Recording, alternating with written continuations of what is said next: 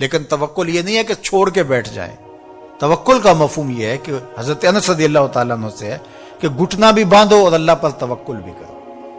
اونٹ کا گھٹنا باندھو، سائیکل موٹر سائیکل کھڑی کی ہے اس کا تالا لگاؤ اور پھر اس کو اللہ کے سپرد کر کے آ جاؤ. لیکن اگر آپ گاڑی کھلی چھوڑ کے آ جاتے ہیں، اونٹ کو گھوڑے کو کھلا چھوڑ کے آ جاتے ہیں اور کہتے ہیں میں اللہ پہ بھروسہ کیا، یہ توکل کے منافی. جو اسباب ہیں ان کو پورا کرو، اسباب کو پورا کرنے کے بعد آگے سپرد اللہ کے کر دو، تمہارے لیے کافی ہوگا. اور حضور کا ایک فرمان سنیے.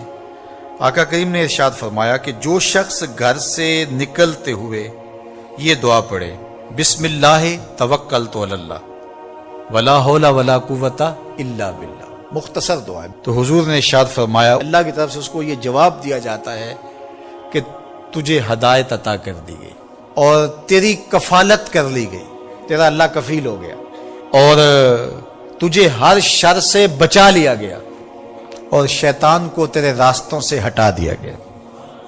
کام کیا کرنا ہے؟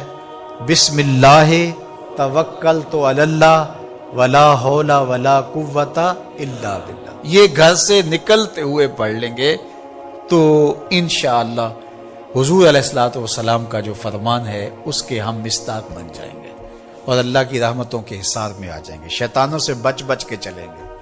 گلی اور بازاروں کے اندر شیطانوں کی بھیڑ بھی ہوگی لیکن ہم سے نہیں ٹکرا سکیں گے، ہٹا دیے جائیں گے کیونکہ یہ ضمانت ہمارے حضور نے ہمیں دی ہے. تو اللہ پر توکل، اللہ پر بھروسہ، یہ مومن کی زندگی ہے. کام کریں، گھٹنے باندھیں، سب کچھ کریں لیکن بھروسہ اللہ پہ. محنت ہم نے کی ہے لیکن محنت کا نتیجہ نہ سمجھے، اللہ کا کرم کا نتیجہ سمجھے. یہ کہتے ہیں وہ منڈے نے بڑی محنت کی ہے جس لیے آگے نکل گیا ہے. کتنے منڈے ہیں جنہوں نے بڑی محنت کی اور پیچھے رہ گئے ہیں؟ جی یہ بندہ جو ہے وہ یہ بڑا زبردست تھا اس لیے آگے چلا گیا. زبردستی کے فوائد تو ضرور ہوتے ہیں لیکن آپ اپنے کاموں کو منسوب اپنی طرف نہ کرو، اللہ کی طرف کرو. وَإِذَا مَرِضْتُ فَهُوَ يَشْفِينِ، جب میں بیمار ہوتا ہوں وہ مجھے شفا دیتا. بیماری کی نسبت اپنی طرف، شفا کی نسبت اللہ تعالیٰ کی طرف. تو یہ نہیں کہ منڈے نے بڑا کام کر دکھایا، نہیں، اللہ کے سپرد. اور میں تو کہتا ہوں کہ اپنے کام اللہ کے سپرد کرو. کسی کے اوپر جب ہم توقع رکھتے ہیں تو ہماری توقع قدم قدم پہ ٹوٹتی ہے. اللہ پہ توکل کرو، دنیا پہ توقع نہ رکھو. ٹھیک ہے اسباب بہم پہنچاؤ، کوشش کرو لیکن نتیجہ سب کچھ اللہ کے سپرد رکھو. انشاءاللہ خیر ہوگی، بہتر ہوگی. پھر مایوسی بھی نہیں ہوگی. جب توقع ہی لوگوں پر نہیں ہوگی تو توقع ٹوٹے گی نہیں، توقع ہوگی نہیں تو ٹوٹے گی کیسے؟ تو پھر مایوسی اور پریشانی نہیں ہوگی. تو اللہ پہ توکل تمہیں اعتماد دے گا، اللہ پہ توکل تمہیں مضبوط کرے گا، اللہ پہ توکل تمہیں کھڑا کر دے گا، اللہ پہ توکل تمہیں توحید کے نور سے مالا مال کرے گا. اللہ پہ توکل اللہ کی محبت کا ذریعہ ہے. اللہ پہ توکل خشیت الہی کی نہضت کا سبب ہے. اللہ پہ توکل باطن کی روشنی کا سبب اور ذریعہ ہے. یہ نور ہے، قبر میں بھی جائے، حشر میں بھی یہ نور ساتھ ساتھ چلے. تو اللہ پر توکل یہ زندگی کی خوبصورتی ہے اور یہ ہماری زندگیوں میں اترنا چاہیے. اللہ مجھے آپ کو توکل کے نور سے مالا مال فرما. حضرت ابو ہریرہ رضی اللہ تعالیٰ عنہ سے معروف روایت ہے، فرماتے ہیں کہ صدقے کے مال میں حضور نے مجھے امین مقرر کیا، پہرے دار مقرر کیا. تو کہتے ہیں میں پہرے پہ تھا، ایک شخص آیا، اس نے چادر بچھائی اور جلدی جلدی سے وہ غلہ، وہ کھجوریں، وہ مال اپنے کپڑے میں ڈالنے لگا. میں نے دوڑ کے اس کو پکڑ لیا تو اس نے اپنا آپ مجھ سے چھڑانا چاہا لیکن میرے ہاتھوں کی گرفت مضبوط تھی، وہ چھڑا نہ سکا. اس نے کہا کہ میں کثیر العیال ہوں، میرے چھوٹے چھوٹے بچے ہیں، تو بھوک نے مجھے چوری پہ مجبور کیا، میں کوئی پیشہ ور چور نہیں ہوں. کہتے ہیں مجھے ترس آ گیا، میں نے اس کو چھوڑ دیا. خیر رات گزر گئی، صبح ہوئی، حضور کی خدمت میں حاضر ہوا تو آقا کریم نے فرمایا کہ ما فعل اسیرک البارحہ، ابو ہریرہ رات والے چور کا کیا بنا؟ عرض کی حضور وہ بڑا مجبور شخص تھا کوئی، اور اس نے کہا کہ میں پیشہ ور چور تھوڑا ہوں، بچوں کی بھوک نے مجھے یہاں تک پہنچا دیا. تو حضور علیہ السلام نے فرمایا جھوٹا شخص ہے اور سنو آج پھر آئے گا. کہتے اگلے دن تو میں طاق میں رہا.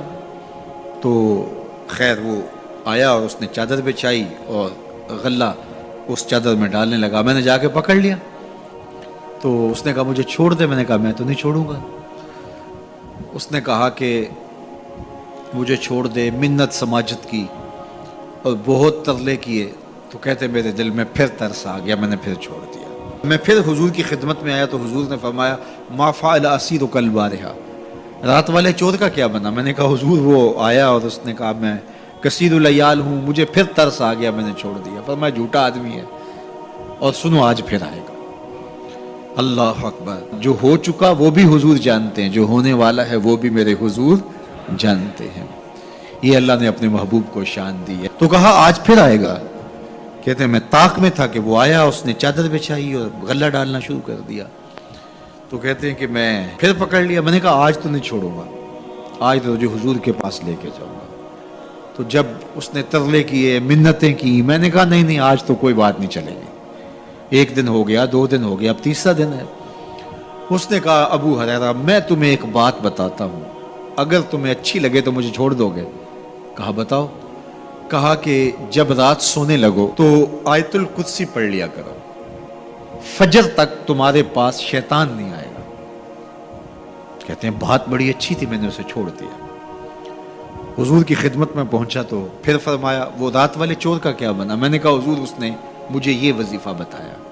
हुजूर ने फरमाया बंदा तो झूठा ही था लेकिन बात सच्ची बता गया। और फिर फरमाने लगे अबू हुरैरा जानते हो वो 3 दिन जो आता रहा वो कौन था। मैंने कहा अल्लाह व रसूलुहु आलम। फरमाया वो खुद ही तो शैतान था।